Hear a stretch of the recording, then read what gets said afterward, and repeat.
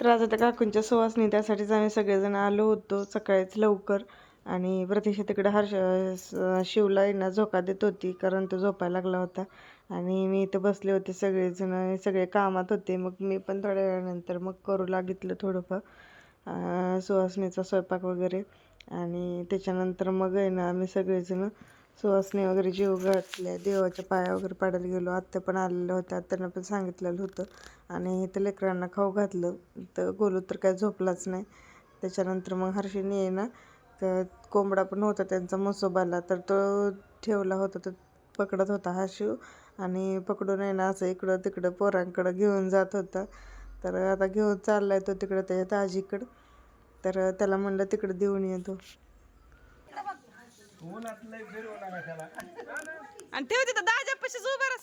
त्यानंतर छोट्याने ना सगळ्यांसाठी फ्रुटी आणली होती, म्हणजे माझाचा ज्यूस. तर सगळेजण तेच पित होते. आणि हर्षीने माझ्याकडे दिला होता एक ज्यूस पिऊन, आणि एक आहे ना त्याच्याकडे होता.